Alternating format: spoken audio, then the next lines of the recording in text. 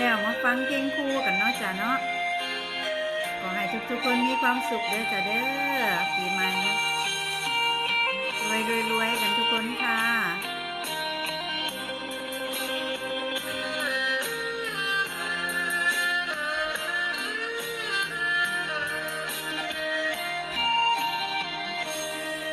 ฟ้ามืดกะคงบ่โดเป็นสนตาเว้นยามเศร้าน้องเอ๋ยเศร้าสาอย่าเหงาถ้าเขาบ่ฮักอย่าฝืนปิดสากอกน้ำตา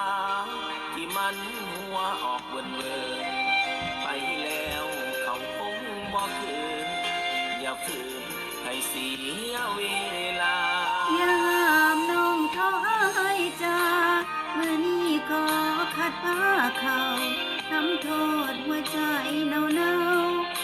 ที่หักเขาบ่ลืมตาขออักที่ห้องผู้เดียว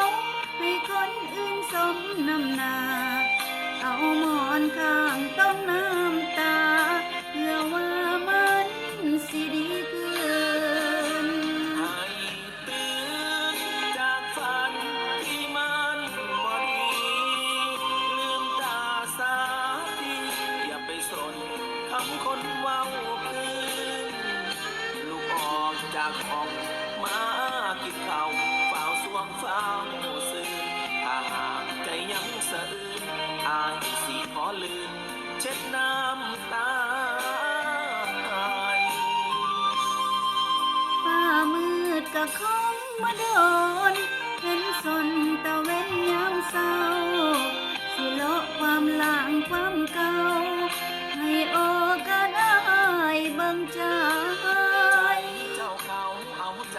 ำอายสิขอเป็นคนไทยดอกเบี้ยร้อยละเท่าใดสิไทยมาไว้ดูแล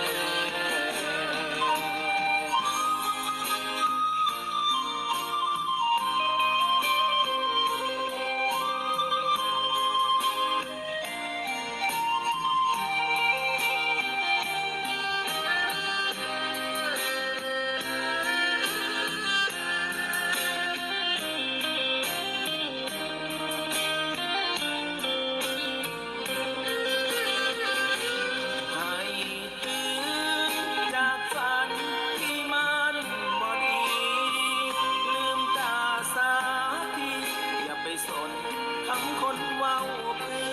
นลูกออกจากห้องมากินข้าวเฝ้าสวงเฝ้า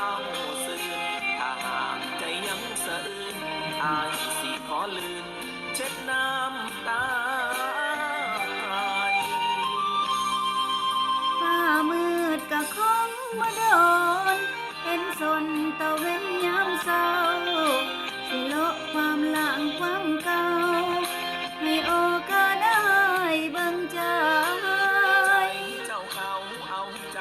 ำอายสิขอเป็นคนไทย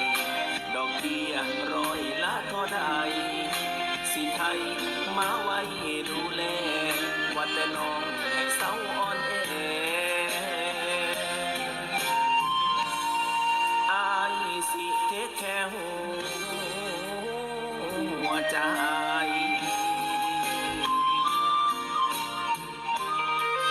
สวัสดีปีใหม่ทุกๆคนเด้อจ้า